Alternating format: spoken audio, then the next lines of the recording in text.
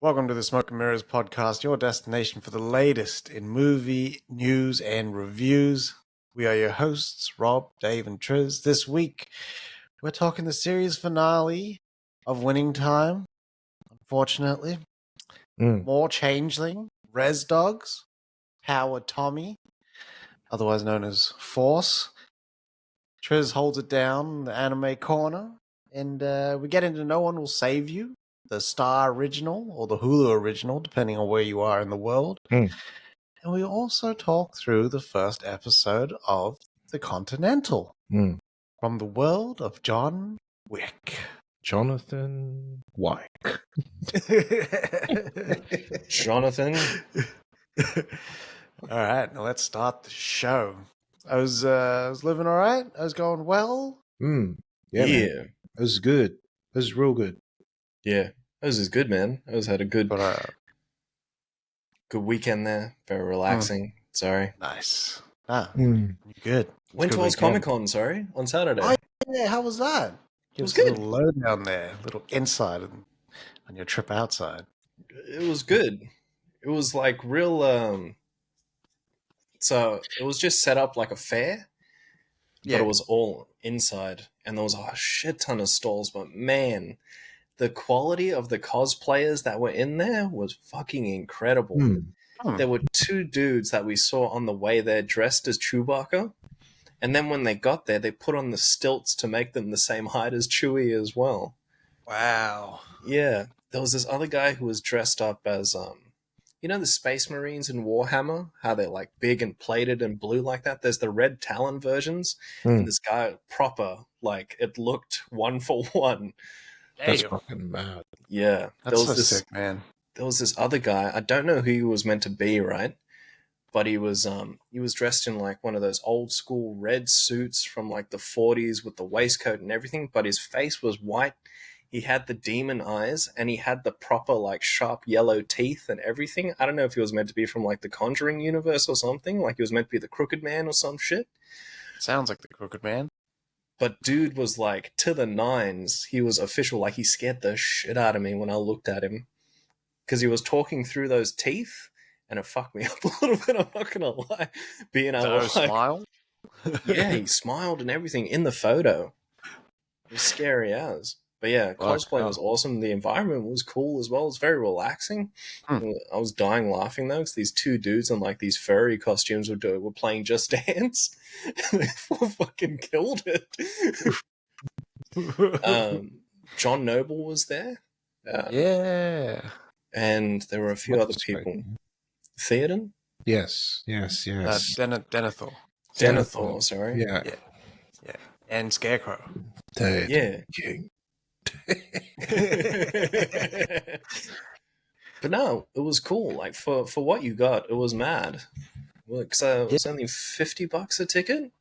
Yeah. And they had they had this stall there that was selling just like old like 64 SNES Genesis cartridges for like that had a Genesis cartridge for Double Dragon. Oof. I was so close to buying it because it was like $35. They had Lilac Wars. All the throwies were present, man. It was unreal. That's fucking sick. Yeah. There was one to get like a golden eye or something. Well, no, just the ocarina because it's gold already. Yeah. Right? And then just get Uncle Rudy to fucking gold plate it. And put that shit around my neck. Do you put the jewels in the actual, the picture on the cartridge? Yeah. Do you put the jewels in there? That's how you got to roll, God. It's fucking wild chain. Yeah. There was a t-shirt stall there. There was two t-shirt stalls there.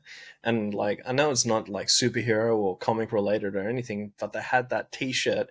It's just a white tee, but I had that picture of Jordan, how he's holding up the 3 when he's there after the game. They had that. They had the Patrick Bateman, the Christian Bale screaming with the blood on his face. How mad. But they had like mashup t-shirts. They even had the MJ and ET there. That's wild. Did I Alien pick up vs. any Predator. merch? The only thing I got was a keychain, man. We were running a bit low on funds there, so I just got this Naruto. It was a Kakashi keychain, so grab that. Yeah, that's mad. Yeah. Fucking sick. Yeah, last time I went there, I didn't pick up anything, but Momoa was just sitting there with that Brianna Hildebrand chick, Yeah. Negasonic Teenage Warhead, Hmm. in the signing booths. So he was there. He would just like sit there. Barely anyone was going up to him. They This know is who he pre was. Aquaman, pre Aquaman Yeah, though. right. Yeah. Yeah, but pre Aquaman was bloody Khal Got Drogo. it. King of Kings or whatever. You know what they did. Yeah. Yeah. I would have had big yarns with him if no one was coming up. I know. You only get your time slot. It's like, but you know what's crazy? You pay to see him, but then you pay for every additional photo, even if you're the one taking the photo. Oh, You're wow. right. Yeah. Who was doing that? One of Rogan's friends was saying that he would go to the Comic Con, some star, go to Comic Con and like just walk out with bags and bags of ones, like fucking trash bags of ones. But then that's Fucking how the hell. IRS got that out. Wow. Because he Unaccounted wasn't for money. declaring it. Yeah. Fuck. Yeah. They were saying at some of the Comic Cons you can walk out of there with like $100,000. Fucking hell. That's why they Yeah. most do it. That's unreal. Yeah. It was nice. It was a nice experience. I just had a mad Gosling there. It was seasoned chicken and mushroom. Fuck, it was excellent. Mate, the food at the fair setup is unmatched. They had mad dogs with fries there as well. Mm. Ballpark franks. You Eddie make some ballpark franks. All right. All right. Let's get into it. Winning time. Most disappointing shit ever. On Monday, this guy Dave sent me a little link there, a little article. It's like, should have started watching it earlier. Yeah. Winning time has been cancelled. Fucking worst. I didn't even know it was the season finale, let alone the series finale. Which was such a fucking bummer. But we'll get into some more tea after. But this episode was about that series of games that the Lakers finally got to play against the Celtics. Fuck. Which was wild. Just ultimate just back and forth that year, man. It would have been like just nail biting stuff. Can you imagine like the race to the 7 and then I'm 1 up and now we're even and then now I'm up and then now I'm even like and I gotta go back to Boston to beat you. Like I gotta go back there. Like I beat you there the first time. I don't want to have to go back there to the parquet floors and the fans. Yeah. The fans is the worst. Yeah. But that was dirty, the shit that they were pulling, though. Turning off the air, turning off the cold water. Like, it was completely fucking up their game. Like, that shit wasn't playing fair. Even the Celtics themselves, some of them was playing some dirty ball. Yeah. But playing some street ball. We saw what happens when they get over that. Yeah. You know what I mean? Like we saw that with the what's his face, the MJ rules, the Jordan rules. You know what I mean? Yeah. With Detroit and them, like they was wild. Yeah. Bill Lambert, bloody what's his face? Even what's his name? Isaiah Thomas. Even what's his face was in on that. B. It's Rodman. It's a wonder they let Rodman come over. Yeah, that's true. That's true. It's a wonder that Magic didn't have a little bit of that dog in him. Magic probably did. Magic does have that dog in him, though. Because Magic, it's funny because you don't hear him talking shit. They don't show that in the show. But Magic can talk some shit, dog. But that's because he's always smiling, though, yeah. Yeah, because he's smiling, but he is talking shit. Sounds like Masvidal. Yeah. What's his? That's what you hear about in The Last Dance. Is like throughout that game that Jordan's playing against him, in the training, he is talking shit because it was Jordan versus Magic in that training game before they go.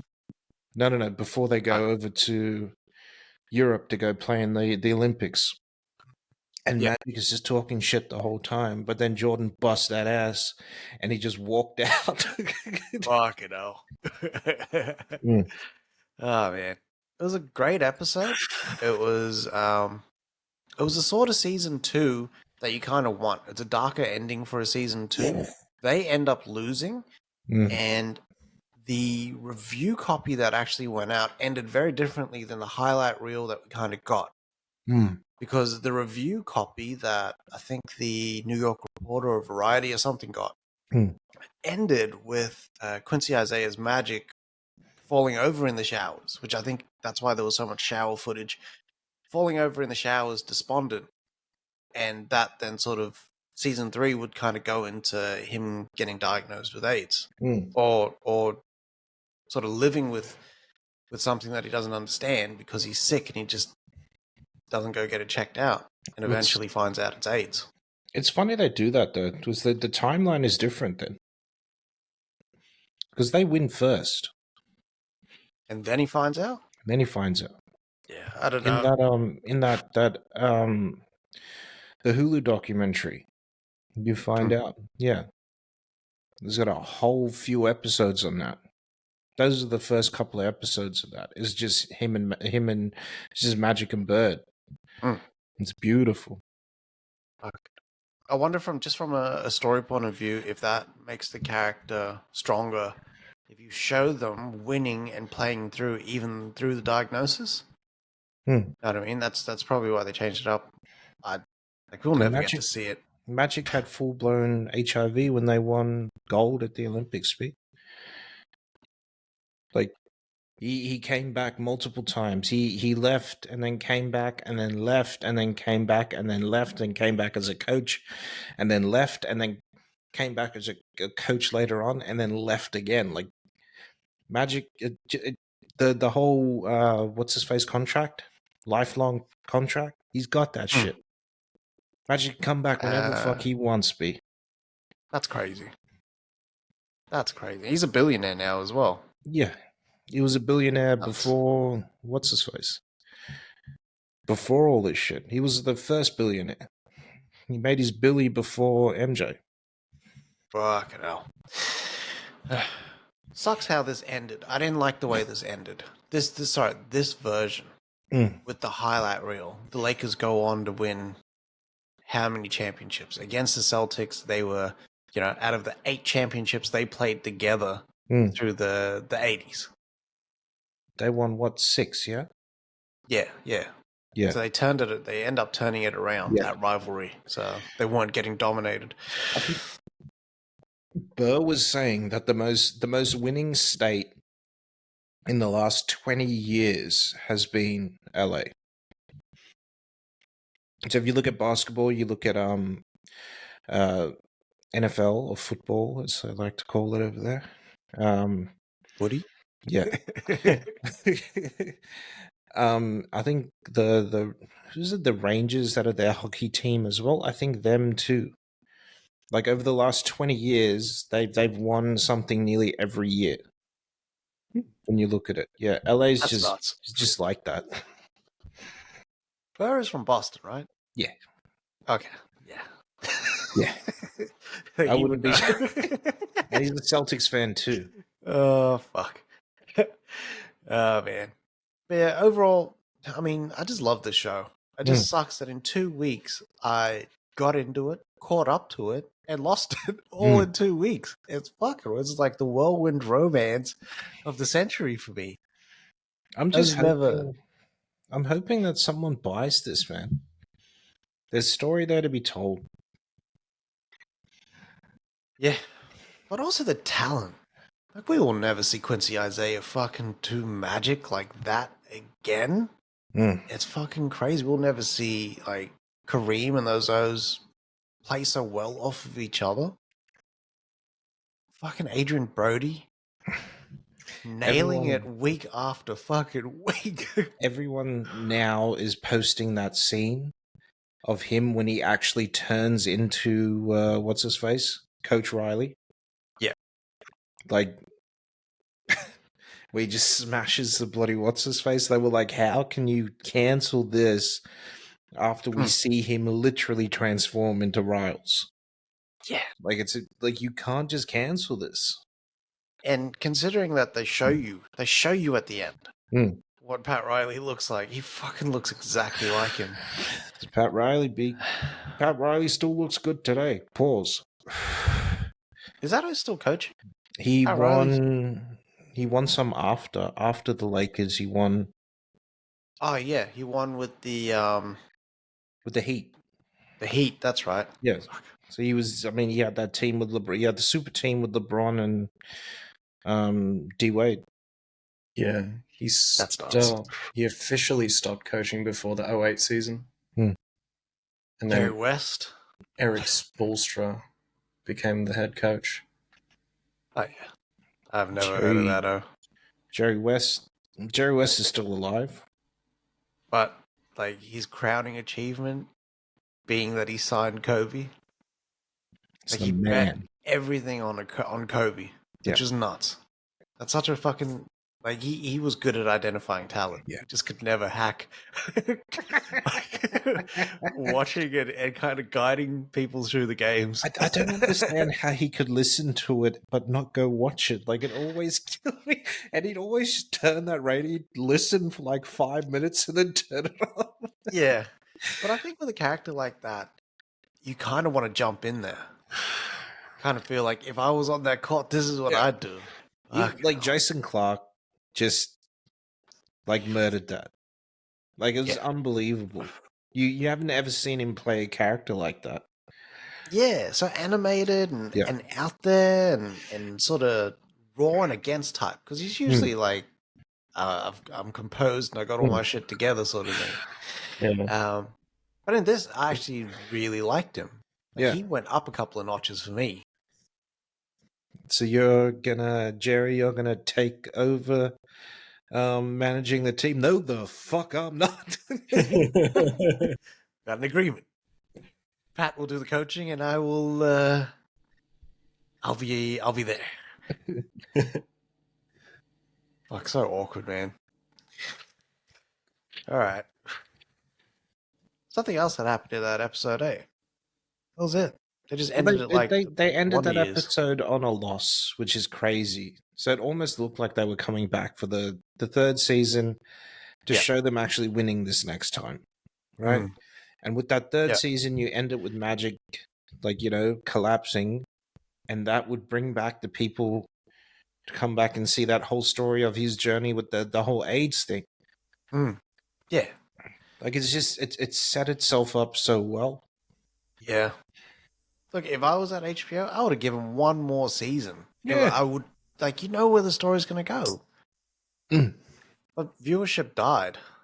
At the end of season 1, viewership died. To be honest, I didn't know Winning Time was even back for a second season. So, like, I think the marketing just killed them. And the day as well. If it was coming out on a Sunday, they chose the wrong day. This should have been a Thursday show for them, and people would have watched it. I reckon. Yeah. Netflix, buy this shit, please. Man, yeah. That'd be fucking sick. Be a nice little The Last Dance companion as well. Yeah. Alright, getting into Changeling. Another, like, it was a good episode at the end of it all. But O's got so fucking frustrated because you know how they hit you with the recap first. Apple always hits you with the recap first, the last couple of episodes, and then you kind of get into it and intro and all that place. The recap was about this picture that Emmy actually took. So in a previous episode, in a dinner with Apollo and Emmy when she's pregnant, right before she gives birth in the train, Emmy's friend tells Apollo that Emmy took a photo in Salvador, naked, but she said that she looked like a fucking sorceress. Now, this is all tying into that witch sort of storyline. They blue balling you. They're edging you right until a certain moment in the episode where they actually reveal this photograph. Because you've been waiting. Like, well, how does a sorceress look? What does that mean? and they kind of, in the episode, they give you more in the interaction between her and the witch at the lagoon, where she makes the 3 knots on that piece of string and says, Yes. don't ever cut this, otherwise that shit's going to come true.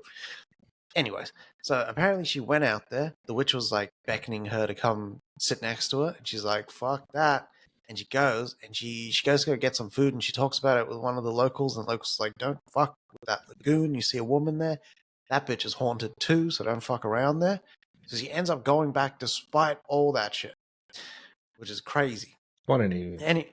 Yeah, I know. Anyways, at the end of all that, then it shows you the picture, right? And they've been teasing it for the first like 15, 20 minutes of the episode, which is a long fucking edging. You know what I mean? Like, it's episode 5. Just show me the fucking thing already. And they eventually show you the photo, and it's just her, like her hair's covering her breast, and she's covering like her vajayjay, and then like it's in a jungle temple. It's a mad shot, but That's like the tarot card. That's the same tarot card for the goddess or whatever it is. really, The what does exact the same goddess picture. mean? I don't know. Okay. So then it's sort of like this Swedish photographer uses that photo and puts it up in a gallery, right? And it's almost like it creates a chain reaction that awakens things in other people. Because that's how that's how this episode ends. With the guy that you thought was helping Apollo, William, that was curb stomped in the last episode and sort of beaten to a pulp and still survived. He has almost like an alternate reaction to it where he shows a different face. So it was like scary, but because he ends up being the guy that was posting shit on the message boards for his son, Brian, that died. So it's almost like he was taunting the death of this kid. So they come face to face, and you realize that this guy William is like a broker for something darker they call it the fairy tale world. So they talk about it as if it's sort of like when I think fairy tale, I'm thinking like light and Disney, right? Happy. Yeah, but they're not showing you too much of that world right now. So I don't know if they're holding back. I feel like everything that we've seen in the trailers so far, pardon me, we've seen. So where Apollo's at now, he wants to meet up with Emmy and see how, like, where she's at, how she's doing, because she predicted that Apollo would come and look for her and find this like coven and whatnot. So at the end of the episode, you find out that it was William that is looking at the photo as it's being installed in the museum, and he's now like, that changes him. So the story so far with William was that Thisso had the same situation as Apollo, where his missus disappeared, but she also killed their daughter. And then you kind of find out that it was William that killed the daughter, which is fucking wild. We'll see what happens next week. But I thought that was the most solid episode out of all of them. Like, Apollo gets a tour of the coven and whatnot, and how it's set up, and what they do there, the community, and what William did, because they did like a book buy. He sold a book to William. William ended up defacing the book. He stole the money from this chick, Greta, ends up buying the book with it, defaces the book, and writes their daughter's name on it, and then sent it to her. So this is always under some sick shit. And I was just like he's a villain, but is there someone else after that? See, we shall see.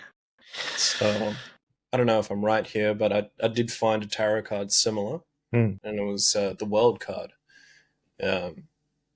And what it means is like assured success, recompense, voyage, route, emigration, flight, or change of place. The advice behind it is to move onwards and upwards in the fashion you see fit. You know where you want to go, and you know what you want to do, and now is a great time for that. Oh, sounds like the show. Sounds like that character's journey. Bad. Nice. Shit's getting interesting, actually. Yeah. I'm just Hey, have man. to binge this bitch now. Right now. Fucking hell. Alrighty. So moving into our anime. So Jujutsu Kaisen. So last week we ended the episode with them creating that veil. It's basically a prison, but this one was modified to keep non-sorcerers inside of it, and it's covering all of fucking Shibuya with the Tokyo Crossing and all that shit. Shibuya Crossing, sorry. And with them screaming out, they've been instructed to call for Gojo Satoru, and with him showing up at the end. Now he's in there, and he's trying to figure out what the fuck's going on in the same fucking aloof Gojo way, where he just doesn't give a fuck. He's just talking to random people, and these people very much like they just can't see the shit going on around them if they're not sorcerers, so they don't see the demons and everything like that. Now, outside of the veil, you have Yuji and a few other S-class sorcerers, and they've devised this plan to get inside. So they've worked out that there's that nail from the last episode that creates the veil that Gito had, and they're going to try to locate that. And they said the only logical place for this thing to be is in the eye of the fucking storm, or the middle of the veil, which is located in the Shibuya subway. So they're like, all right, cool. So what we're going to do is one of us is going to go in and try and rescue all the civilians that are in there, where Yuji, you got to go through, find this nail and destroy it. It's more than likely going to be guarded by a really powerful demon, and we just got to go from there. You got to kill him, exorcise him, and then destroy the nail so we can get everyone the fuck out. And in the meantime, this is all happening at the same time that Gojo's in there, and there's this guy that he fought from the first season. He looks like he's got a volcano tip of a penis for he's shown up, and he's got these and he's got these two other guys with him, and it plays like Ocean's 11, where they do the so this is how it's going to play out. And you see Gito before everything goes down, and he's like, Gojo's not going to tell you at all, and he's not going to show any sign of it, but he's not going to be able to use his powers at full capacity considering the people around him. So because Gojo has like that like gravitational force around him that doesn't let anything touch him, at any point if he tries to use like any spell, because the force around him is so strong, he's just going to smack people like he's a fucking train, and they're just going to explode. Jesus. And so Gojo is fighting these three guys, and he's trying not to like use his like powers and all that shit, but then he just says, oh well, and then just fucking goes for these guys. Ayo. And fucking they're throwing people at him, and he's managing to catch them and like throw them away and shit like that, but he's still trying to fight these guys hand to hand as well. And like this fight's going on for like a good part of like 30 seconds, and nothing really is coming of it except the whole, okay, so Gojo's going to do this, and then he's going to do this, and what you really need to do is put everyone in fucking peril. So they blow out the tracks on the fucking train, and it has the multiple levels like tunnel station, and you see people just like getting funneled in there, and Gojo's trying to catch people. Worst. Yeah. And because these guys can't see anything that's going on, they just see Gojo, they don't see the demons, they just see him sort of like jumping around, just grabbing people and throwing them. So it's almost like implicating him as the bad guy in the situation as well. And then it cuts to Yuji, and he's gotten down to the subway, and you see it's like a massive fucking locust. And it's a fucking classic, because Yuji comes up to him and he's like, what are you doing here? And the guy turns around and he's like, I'm clever. I know what I'm doing here. All right, chill, mate. All right. And like they have this like, it's not even a battle of brains, it's a battle of who can be the dumbest motherfucker here. Because Yuji's just like, I just want to go for the nail, and the guy's like, I know you want to go for the nail, I know you plan to go for the nail. And like they're having this stupid fucking argument, but then they fucking go for it, and they're both fighting, and Yuji fucking hits this guy through this fucking wall. And then you see Yuji like jump through, and he's like, all right, cool, I gotta fuck this guy up. And they just start fighting as well. But it was fucking cool, because there's this bit where they're running down the hall through the fucking subway, and the locust dude is chasing after him. And they're sort of like jumping like slalom gates in between each other whilst they're fighting as well. It's almost like Sonic having a mad fucking fight with Shadow or something, or Knuckles. Yeah. That's sick. And, yeah. And so Yuji ends up beating this locust, and he gets back to the nail, but then you don't see him destroy it. And that's where this episode ends as well. I'm finding there's a lot of cliffhanger fucking episodes with this show. Right. But it's a full season, like a full proper like OG anime season where it's going to be 21 episodes, which is good. So 21? yeah, can you do something for me? So I think, I forgot the episode count for this one, but I think we're about halfway through, which I'm cool with, or about a third, I think. So yeah, like we still got a lot of shit, and I can see why they're sort of just like pacing it for now, because we still haven't seen like Gojo go full fucking force, and we haven't seen Gito like come out again and fight. You saying pacing, but the last couple of episodes you've talked about have been like hard out fights and shit like that. I don't know, maybe I'm expecting like more. I'm a snob now for this anime. I'm a snobby weeb. And Bleach, very much the same. So they're still in this fucking fight. They're still down for the count as well.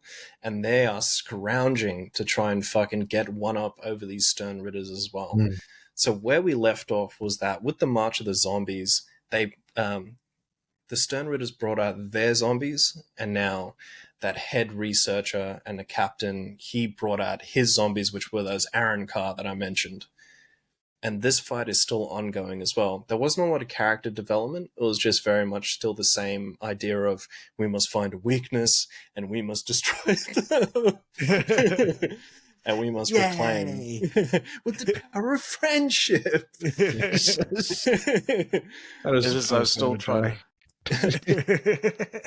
Are they still trying to get that over to their side? Yes. Stern Ritter friend?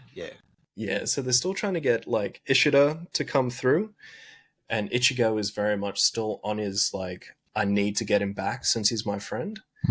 But other than that, there wasn't a lot of like development for this episode. Like I feel like it's very like high level shit that I'm explaining, but there just wasn't a lot. Like this felt more like a filler episode, if I'm being honest. Alright. Just give them the action beats and then you out. Yeah. But overall, like today the new episode got released, so I'll speak about that next Sunday as well. Nice. Thanks, Dog. Anime Corner done. Yeah. Reservation Dogs episode 9, which is titled Alora's Dad. This episode is all about Alora Dannon trying to fill out her documents that she needs for financial aid from college, because she's made the decision that she wants to go to college, which is very different than what anyone thought she would do. But her mom passed away, but she's got to find out if her dad has money, because then that would mean that she either qualifies or doesn't qualify for this financial aid. So she goes out to go sort of find him. And lucky for her, it's around the area where she's going to go to college. So she goes to go find him. It's Ethan Hawke. Oh, shit. Yeah. And Ethan Hawke is fucking great in this episode. So directed by Sterling Harjo, Devery Jacobs, who plays Alora Dannon in the show, actually wrote this episode as well. And it's such a fucking beautiful episode, because it could have played out where they were just angry at each other, but it was the awkwardness of reconnecting after years of being apart, and not like this is the first time that you're meeting. Yeah. And yeah, just it played out so well. Ethan Hawke kind of showing her the life that he's kind of built, because he ends up having kids after her. And you kind of find out why he didn't come back, and how when her mom passed, her grandmother's told him, like, you can't come back, because he at the time was just fucking around. You know what I mean? And he had shit to work out, and for 10 years he kind of did that, and then he started his own family. And she kind of gets stepped through that, and it's almost like, I don't know, to me it kind of posed the question, is this the life that she would have had she been in contact with her dad? Are these the experiences and whatnot? But it makes the character stronger that she didn't sort of lean into hate. Like they didn't waste time on them kind of fighting. Yeah, they were standoffish and didn't want to. Well, she was standoffish and didn't want to trust this guy that she's just meeting. Mm. But I thought they handled that perfectly. This awkwardness of I've never ever seen you in my life. I never imagined you'd be like this. And like there's a connection there, but we're not there yet emotionally. I was like, fuck, some deep shit. Deep shit. As the first episode, I think this is the penultimate episode, so the second last one. But man, this episode was fucking good. It's probably my favorite episode of the season so far. I feel like Ethan Hawke's really just fucking dishing out some mad performances as of recent. Oh, mate. I started watching that before Trilogy. So I watched before Sunset and before Midnight. No, before Sunrise? Midnight. Before Sunrise, yes. Yeah. And then before Sunset. Yeah. I've still got to watch before Midnight. Yeah. I think so. I think it's that. But these movies are fucking great. Yeah, they're like set 10 years after each other, or every time, yeah? Yeah. That's so good. Fucking hell. But yeah, anyways, I was just loving on Ethan Hawke for a second. I honestly, I didn't know Maya Hawke was his daughter. Wow. Yeah. What's his face? I always want to watch that Boy movie, but I forget. Yeah. Like, I just forget. What is that called? Is that Boy? No, it's not Boy. I know it's not Boy because when it's Taika's movie is Boy. Taika's movie is Boy. It's not Boy. But that's the one where they shot it over 13 years. Yeah. He's in there. Yeah. And yeah.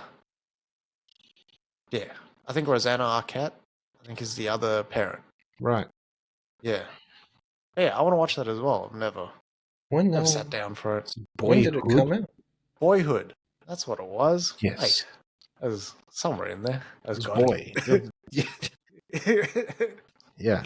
Power episode 2, episode 4, sorry, was more of the same. Nothing really happened in this episode. They were getting shaken down by some dirty cop. He's trying to look after his sister because the drugs that Diamond was selling, like, fucked her up. Oh.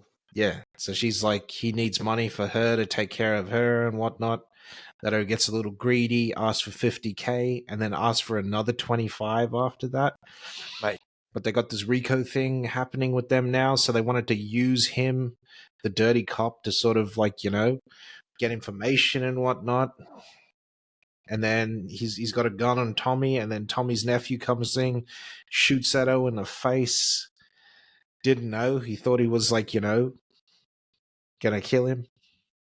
Fuck. Yeah. That's how that episode ended. Nothing much else happened there. I don't know what they're gonna do. They gotta hide this body and everything. Yeah, that was fucking wild. Blame it all on that, They can't blame it on the nephew. Like, the nephew's black and everything. Like, yeah. I don't know what they're gonna do. They're gonna use force. What else happened? It looks like Vic and his sister are gonna set up some shit and go against the father, and yeah, a whole bunch of shit. But yeah, nothing much happened. It's like some serious fucking like yarn building over there. They do all the time. The tapestry is wild. But then they, for some reason, they always it's weird because they always shoot it like it's the last season. Good thing. Because it's like all those things get tied up, and then like, okay, what are they going to do in the next season? Yeah, I don't mind that. That's pretty good. They could get cancelled at any time. They won't. These are just fucking raking in viewers. Yeah. 50 keeps posting the demographics on IG. Even though 50's on tour. Yeah. It was funny to see 50 say, though, that they fucked him over at NBC with that For Life show. I've seen that. Yeah, there's a show that should have been on cable, he said. It was that ad they pushed to have the O come out of jail. That's right. Yeah. They were like, no, in the second season he needs to be out of jail. And it was like, I put on like 40 pounds for this role. Like, what are we supposed to do? He was Fuck, that's stupid. 253 or 254 in that show. He was thicker than usual. Pause. It was big. I'm pretty sure 50 will learn from that and then just destroy the Moes next time. Ain't no way he's going back to NBC unless it's a deal where he's guaranteed a certain amount of seasons and actual control of the show.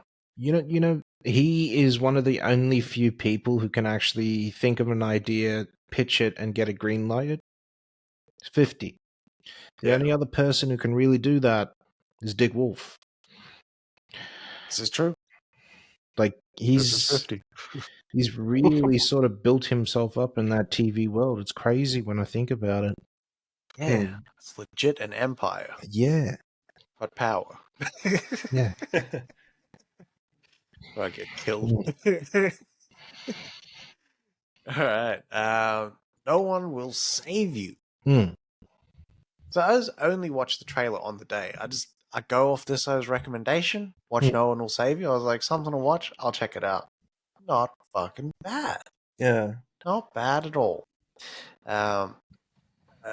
A play on the alien invasion / abduction genre. Got a little bit of body snatches in there. It's always nice. It feels like a Twilight Zone.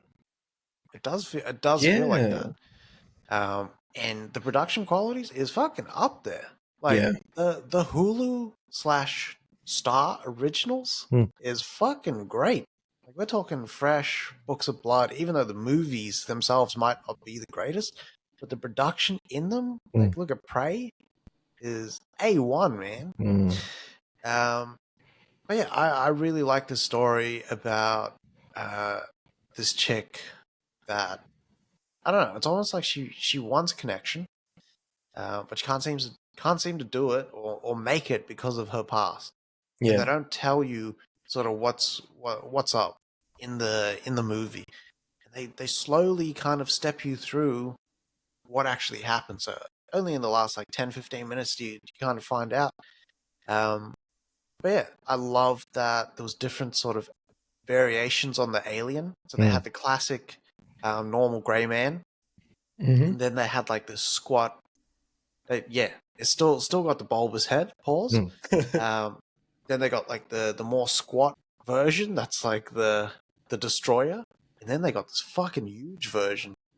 Yeah, and with like really long arms and legs and shit.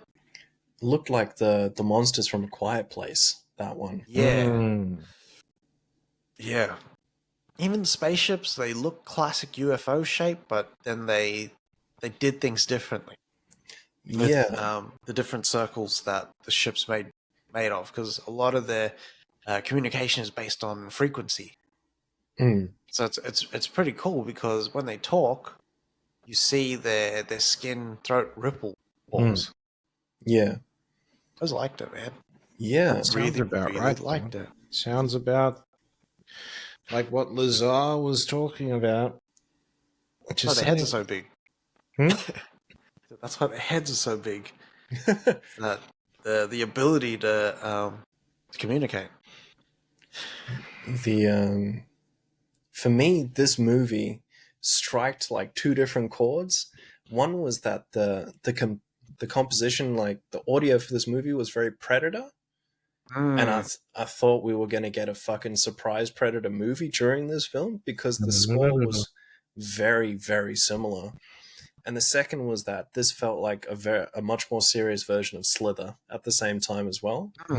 But like COVID style, as well as that it's a quiet film, like a silent movie almost.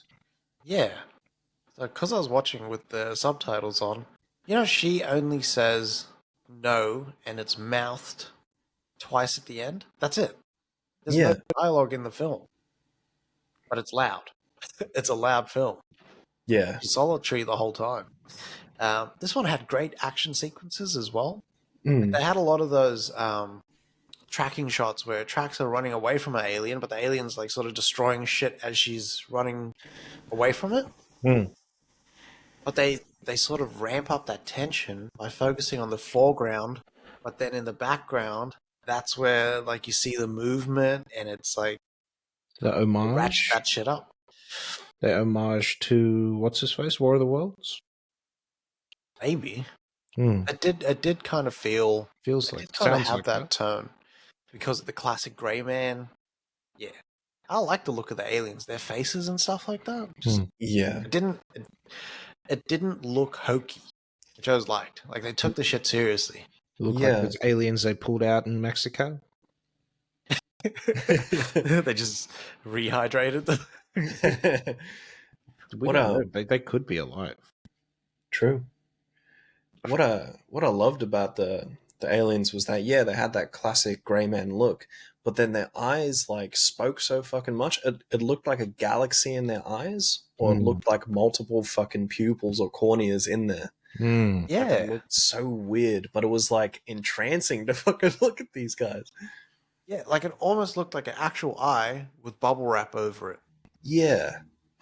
Like that's the sort of texture that it had. It's like fly almost. And some of the kills in this movie was so like fucking unique as well. Like it was cool. It didn't feel like bullshit how they set it up as well. Like it felt very natural for them to come to that conclusion too, which was good. Yeah, and they didn't rush it. They didn't rush into the action either. Yeah. Like for me, this movie fucking flew pacing wise. And they give you a lot of explanation, even with like this being a silent movie. Like there was so much there that sort of explained as you went on to the way they shot stuff. They have this awesome bird's eye shot as you like follow this car, and it gives you so much like information on what's really happening with this town as well. Yeah, yeah, they did well with this shit, man. I wasn't expecting this level of like competency. But that Brad Duffield though, I mean, he's got Underwater under his belt. He's got Love and Monsters, and this kind of feels like another solid sort of horror movie as well. Yeah, I was not mad at that at all. yeah, 100%. It felt like he was leaning on the strongest parts of a lot of like alien related movies, but he makes it very unique at the same time, and I really enjoyed it. Like, I would watch this again for sure. Fucking oath. Yeah. This would be a mad movie to put on if you were doing like Signs, and then you can watch this and something else as well. It did remind me of Signs a little bit. Just with the like them foreshadowing an alien invasion with the circles on the grass in every house. It'd be a good twofer. It would be, actually. Signs and then this. Not bad. That's the left, right there, actually. Yeah. I'd watch this first, though, and then end with Signs. Fucking earth. Swing away. And they walk past. I'm watching Signs first, actually. I watch Signs first, because I'm going to get hungry with the extra bacon line, and then I'm going to see the burger, and I'm going to be like, it's eat time, my friends. It's like, invest. How bad. All right. First episode of The Continental on Amazon Prime. I liked it for the most part. I think there were a couple of things that they needed to do in the show. They needed to, one, establish the connective tissue, if any, to the main John Wick franchise. Which does. Yeah, it does. And also, like, sort of showcase its protagonist, which is Winston. Winston Scott? I think that was his last name. I was going to say Churchill. Yeah. I always thought it was his last name. But yeah, I mean, this one has a lot going for it. It's not a boring show. No. At all. And they do enough between Winston's brother and Mel Gibson and a few other different players to make it interesting and sort of run the 90 minutes fairly well. Yeah, yeah. You can almost see the you can see the embers. You know what I mean of that John Wick universe starting up. Yep. You know what I mean? Like with the guns and like there's certain cliques that run guns and the different sort of what's his face throughout the city, different gangs throughout the city and whatnot, and like the old Yep. Chinatown thing, and then like all of that. You can see it all connecting to the Continental essentially later on. Yeah. Yeah. And they do well with that cop Mayu in introing you to the Continental's world. Yeah. Because I never thought about what would happen if a civilian just walked into the Continental and started paying with cash instead of gold coins. You'd be like, yeah, what the fuck is that? First time we see a sex scene in the John Wick universe, which was That is true. different, but I didn't mind it. Please. Jesus. The action sequences, and I think this is the thing that is the connective tissue. The action sequences feel like John Wick. They do, but they're not shot as well. No, yeah, absolutely Some not. of That the stare. Hughes is he's second AD is little he's fucking step behind there. Like it's not the same. Yeah, no, it's not. I think it kind of teeters between not slick enough and too slick sometimes. But the stairwell, I think at the start they did well. Great. But that last fight with Winston and his brother, not trash. So much. Yeah. Winston's a little bitch in this show. Like he hasn't been trained or anything. Like what's going on, mate? I never thought Winston was a killer. I always thought, and this is not like me trying to be a funny cunt, I always thought he was gay. Point blank gay.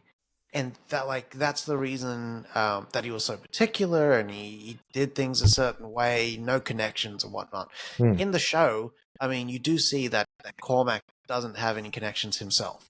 No. So he's just pump it and dump it sort of guy. And then that's how he keeps his arrangement so he can keep focused on the hotel. Yeah, the hotel is the job. Yeah. Doesn't leave the hotel. Yeah. I didn't expect Winston to be a fighter, and I also didn't expect... I expected him to have a little wick about him. I expected him to be trained. Really? Yes. You don't get to the top of that industry by chance. You know what I mean? Like John, he would have had to have done some impossible task. Because there's no way that he gets to kill Cormac and then walk the fuck away. That's why Winston knows all that shit. The rules and all that sort of stuff. True. He's done that before. So you either end up like John or a harbinger, or who in theory should become a harbinger, right? The harbinger of death. Yeah. Like Quincy Brown. Yeah. Or you become Winston and you take the fuck over a massive hotel like that. You saw it also explains why What's-Her-Face can go and do that. Halle Berry's character. You know what I mean? She had to go through the shit to get where she was, which is the basically Winston of the nearly Winston of the Continental in Casablanca. Yeah. Yeah. Right. That would tie in with 3 as well, with Winston making that choice at the end too. Like he just knows the choice to make to better him. Yeah. Yeah, I mean, he loses his brother at the end of this episode. So, like, he's kind of lost everything. Well, he's obviously going to go to that karate school and go train. And they better have some show going to be based with your knives and fancy karate. Badly, I want to see him like breaking bricks and everything. Cormac's trying to bottom one. And he's just like training his ass off and shit. Breaking bricks. I'm excited for the next episode, man. Is it next week? Yeah. Okay. Yeah. I don't mind that. That's fine. I got enough to watch. Yeah. Now that winning time's off the table, I don't know. Yeah. September 29th and October 6th. All right. Okay.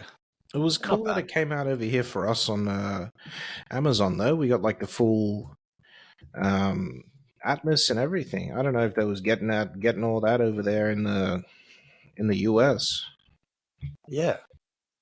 Yeah. Hearing some shit about their streaming services not being up to snuff in certain Who departments. who releases? Is it Stars though in the US? Yeah. Stars in the US. Stars Well, is 4K and whatnot though. That's pretty good. Unless they shifted over. Remember we had news that they had shifted over to Prime? Amazon? Yeah, because of the MGM deal, maybe? Yeah, but they should be on Lionsgate. Who's Lionsgate's partner? They don't have. Peacock. It's on Peacock in the States. It's on Peacock in the States. Peacock. That's who it was. That is a very, very wild change. Yeah. Peacock to Amazon Prime. Mm. But I just likes it. All right, that is a wrap. Mm. That's all of our reviews for you and after show specials. If you like our content, give us a like and a subscribe. It just helps us get into more spaces, get that content, bring it back to you. Give us a listen on all DSPs and follow us on all social media: Instagram, Facebook, TikTok, Twitter, Threads, YouTube. Already gave that little blurb there. We'll be back on Thursday with our thoughts on Saw X or Saw 10. Whatever. Or Saw. You just want to call it Saw. The Saw. And Stylebender. And Stylebender, yes. Yeah. Yeah. Love yourself. Love movies. Vape more, smoke less, and wash your ass. Vape more, smoke less, wash your ass.